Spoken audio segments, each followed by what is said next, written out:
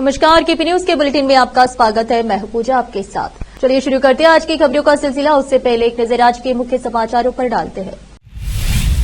बाल भवन सोसाइटी के अध्यक्ष बीआर नायडू ने बीदर का दौरा किया। कर्नाटक श्रद्धालुओं ने होटल और रुई अर्चकों की तरह ही प्रसाद मंगाया। कर्नाटक उच्च न्यायालय ने निजी व्यावसायिक कॉलेजों के साथ राज्य के समझौते की प्रति मांगी। राहुल गांधी का आरोप, अनुराग ठाकुर ने दी संसद में गाली, बीजेपी सांसद ने दिया जवाब, बहस में कूदे अखिलेश। 20 अगस्त को चुनावी बिगुल फूकेंगी कांग्रेस, प्रदेश अध्यक्ष नाना पटोले ने कहा, हम पूरी तरह से तैयार।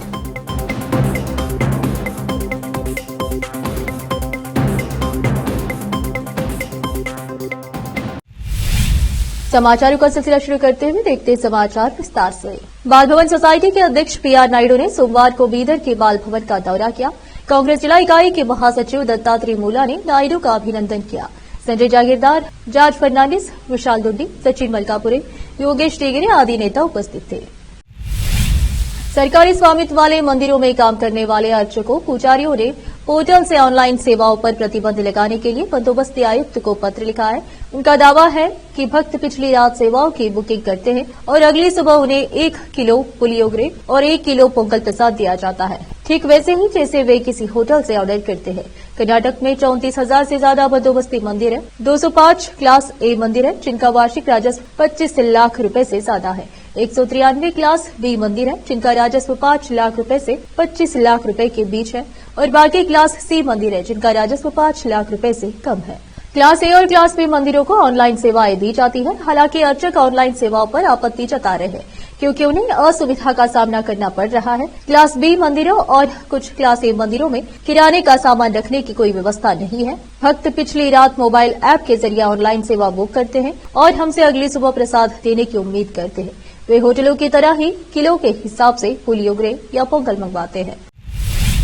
कर्नाटक व्यावसायिक शैक्षणिक संस्थान प्रवेश विनियमन एवं शुल्क निर्धारण अधिनियम के कुछ प्रावधानों और अत्यधिक शुल्क पर अन्य सीटों के तहत प्रबंधन कोटा प्रवेश की एक अलग श्रेणी के गठन को चुनौती देने वाली एक जनहित याचिका पर कार्रवाई करते हुए कर्नाटक उच्च न्यायालय ने सोमवार को राज्य सरकार को निजी व्यावसायिक कॉलेजों के संघों के साथ किए गए सहमति समझौते की एक प्रति प्रस्तुत करने का निर्देश दिया। मुख्य न्यायाधीश एनवी अंजारिया और न्यायमूर्ति केवी अरविंद की एक खंडपीठ ने शहर के अधिवक्ता अजय कुमार पाटिल द्वारा 2020 में दायर एक जनहित याचिका की सुनवाई के दौरान यह आदेश पारित किया। यह आरोप लगाते हुए कि राज्य सरकार प्रवेश और शुल्क निर्धारण की प्रक्रिया को विनियमित करने के नाम पर निजी व्यावसायिक कॉलेजों की मुनाफाखोरी को सहायता और बढ़ावा दे रही है। याचिकाकर्ता ने दलील दी कि निजी कॉलेजों के संघों के साथ सहमति से समझौता करने की पद्धति कर्नाटक व्यावसायिक शैक्षणिक संस्थान प्रवेश का विनियमन और शुल्क निर्धारण अधिनियम के प्रावधानों के विपरीत है। रोकते समाचारों का सिलसिला एक ब्रेक के लिए, जल्द लौटते हैं ब्रेक के बाद। आज के इस कॉम्पिटिटिव दौर में बच्चों को अच्छी शिक्षा, अच्छा ज्ञान और अच्छे प्रतिभाओं की बेहद जरूरत है। इसके बिना बच्चों का अच्छे नागरिक बनना नामुमकिन है। अच्छी शिक्षा और अच्छा ज्ञान अच्छे स्कूल और कॉलेज ही दे सकते हैं।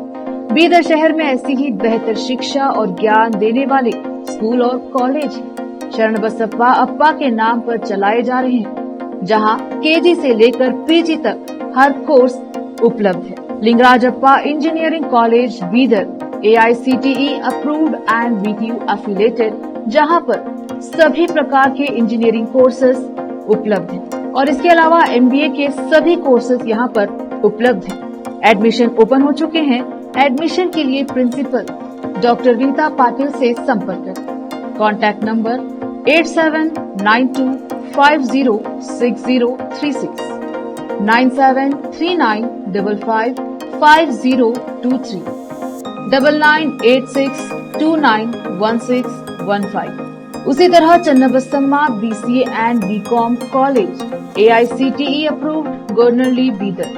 एडमिशंस के लिए प्रिंसिपल डॉक्टर सतीश प्रतापपुर से संपर्क करें। कॉन्टैक्ट नंबर 9916464964, 8792506036 और शरण Basaveshwara residential PU college.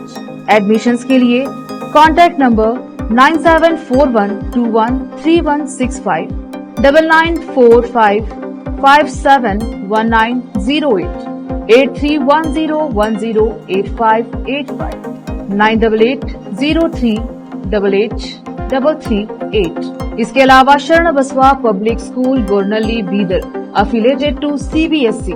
Contact number 9742082996 9945571908 8050274555। इन सभी स्कूल और कॉलेजों में विशेषज्ञ शिक्षकों द्वारा बेहतर शिक्षा दी जाती है और छात्रों की प्रतिभाओं को बढ़ाया जाता है। यहाँ पर विशाल क्लासरूम्स के अलावा सभी सुविधाएं उपलब्ध हैं। खुले और बेहतर वातावरण में शिक्षा दी जाती है। अपने बच्चों को शिक्षा और ज्ञान का बेहतर तोहफा देना चाहते हैं तो इन स्कूलों और कॉलेजों में एडमिशन करवाकर अपने बच्चों को भविष्य के अच्छे और शिक्षित नागरिक बनाएं। आज ही अपने बच्चों का एडमिशन करवाइए और बच्चों के भविष्य को उज्जवल बनाइए।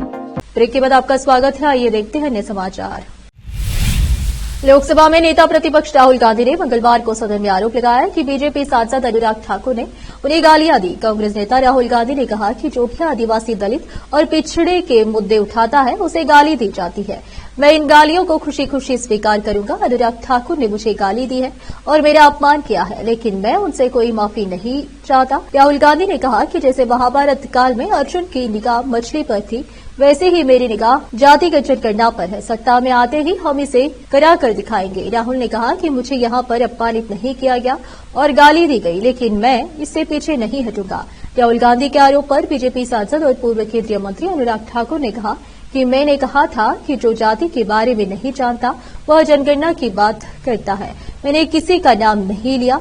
अनुराग ठाकुर ने कहा कि कांग्रेस के पूर्व प्रधानमंत्रियों ने जातिगत जनगणना का विरोध किया था। इंदिरा गांधी और जवाहरलाल नेहरू ने भी इसका विरोध किया था। कांग्रेस पार्टी 20 अगस्त को मुंबई से चुनावी समर का शंखनाद करेगी। महाराष्ट्र के कांग्रेस प्रदेश अध्यक्ष नाना पटोले ने इस बारे में जानकारी दी। उन्होंने कहा कि महाराष्ट्र विधानसभा चुनाव का शंखानंद कांग्रेस 20 अगस्त को मुंबई के अधिवेशन से करेगी। 20 अगस्त को लोकसभा के नेता प्रतिपक्ष राहुल गांधी और कांग्रेस के अध्यक्ष मल्लिकार्जुन खड़गे, प्रियंका गांधी सहित अन्य नेताओं के बीच महाराष्ट्र के चुनाव का शंखानंद किया जाएगा। नाना पटोले ने कहा कि 20 अगस्त को स्वर्गीय राजीव गांधी की जयंती के दिन पूरे कांग्रेस के संगठन को बुलाकर बड़े आयोजन करने का निश्चय किया गया है। राहुल गांधी अपनी भूमिका उसी दिन स्पष्ट करेंगे। नाना पटोले ने कहा कि कांग्रेस के पास जनता के हित के लिए काफी ज्यादा योजनाएं हैं।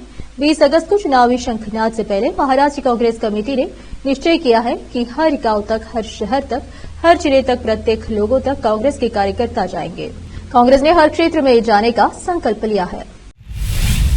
खाने को राशन नहीं है, सर पर छत कॉलोनी की आस में बैठी है। विधवा यूपी के जनपद संबल हयात नगर थाना क्षेत्र के ग्राम शोरपुर में सरकार द्वारा भले ही गरीबों को आशियाने में ऐसा कराया जा रहा है, लेकिन आज भी गांव देहात में ऐसे लोग जिंदगी जीने को मजबूर हैं जिनके पास ना तो पति का सहारा है, ना खाने को राशन है, ना सोने के लिए मकान की छत है। इसके बावजूद यह लोग सरकार द्वारा दिए जा रहे आवास योजना का लाभ पाने के लिए ऑनलाइन आवेदन कर इस इंतजार में बैठे हैं कि कब सरकार द्वारा इनको पहली किस्त आए और घर का काम शुरू कराया जाए, जिसकी आस में इनके ऊपर से जाड़ा गर्मी बरसात उतर रही है, लेकिन किस्त की कोई खैर खबर नहीं है। मामला यूपी के जनपद संबल हयात नगर थाना क्षेत्र के पवास ब्लॉक के ग्राम शोरपुर का है, जहां एक विधवा सोनकली पत्नी स्वबाबू व अजनली पत्नी राहुल ने बीते समय आवास योजना के लिए ऑनलाइन आवेदन कर दिया था, जिसके बाद बीते महीनों पहले गांव के सेक्रेटरी ने आकर गरीब के घर के फोटो वीडियो भी कर लिए थे, जिसके बाद अभी तक किसी तरह की कोई कार्यवाही नहीं की गई है। अब विधवा को इस बात का डर सता रहा है कि सेक्रेटरी के आने के बाद किसी तरह की कोई सूचना गरीब महिला को नहीं मिली है, जिस कारण महिला को लग रहा है कि शायद अब उसको आवास योजना का लाभ नहीं मिल सकता है, क्योंकि आज के हालात महिला के हैं। उसके घर राशन नहीं होने के कारण चूल्हा नहीं जला है, लिहाजा इस हालात में वह किसी एजेंट से मिलकर अपनी फाइल कैसे आगे बढ़ाए, जिसके लिए उसके पास पैसे भी नहीं है। संबल से राजा हुसैन की रिपोर्ट। फिर से रुकते समाचारों का सिलसिला ब्रेक के लिए, जल्द लौटते हैं ब्रेक के बाद।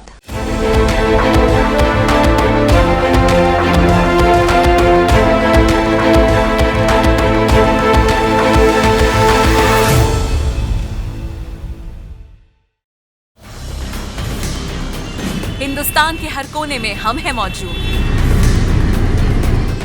24 घंटे हालात पर गहरी नजर, खबरों से जुड़े चुपते सवालात, और आपको दिखाता है धार्मिक, सामाजिक, राजनीतिक, लोकल और इंटरनेशनल न्यूज की सबसे बेहतर कवरेज, जो आपको रखती है हर पल बाखबर। देश और दुनिया भर की खबर के लिए देखते रहें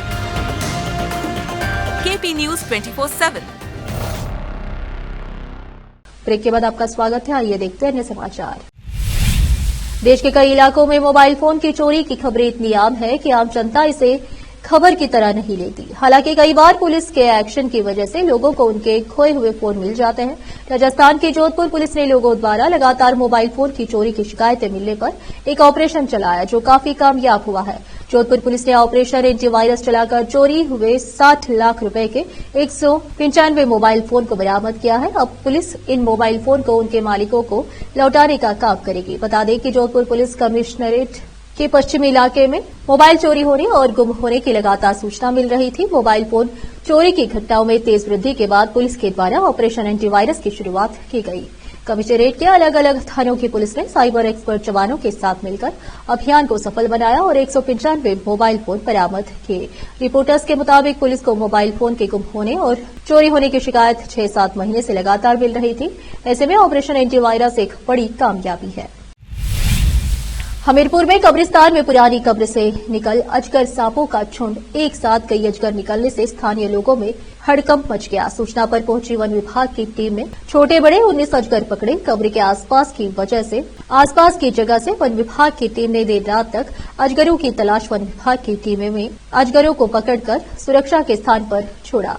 सदर कोतवाली क्षेत्र के नूर शहीद बाबा इलाके में बने कब्रिस्तान का मामला। हमीरपुर से प्रतीक अवस्थी की रिपोर्ट। महाराष्ट्र की सियासत में इन दिनों उबाल देखने को मिल रहा है।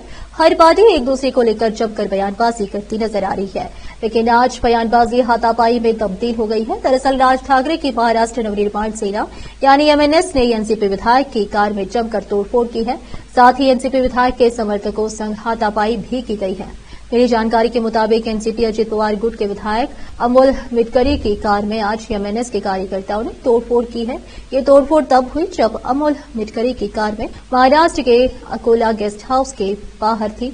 इस दौरान एमएनएस के कार्यकर्ताओं ने जमकर तोड़फोड़ और नारेबाजी की। साथ ही अमोल मिटकरी ने समर्थकों और एमएनएस के कार्यकर्ताओं के बीच हल्की हाथापाई भी हुई।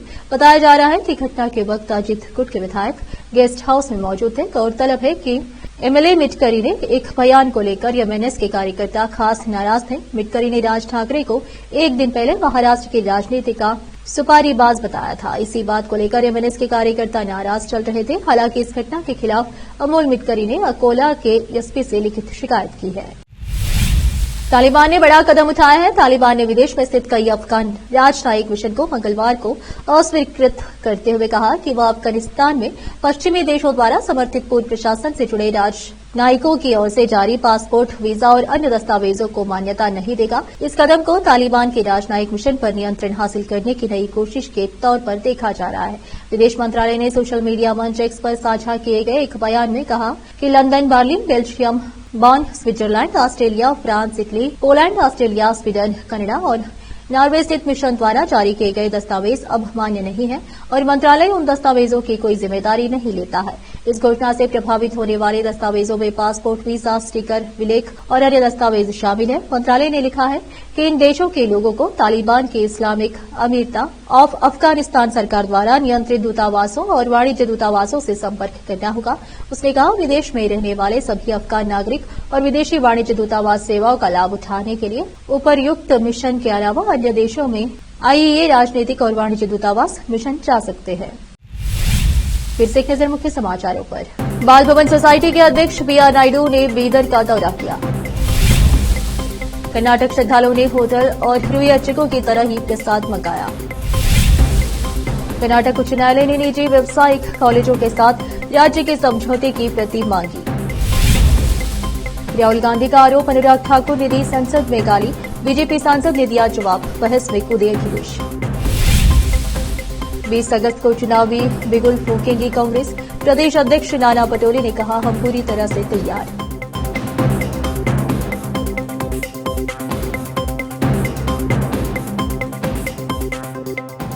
केपी न्यूज में आज इतना ही। आप देख रहे थे केपी न्यूज। अन्य समाचारों के लिए जुड़े रहे हमारे चैनल से। केपी न्यूज 24/7 धन्यवाद।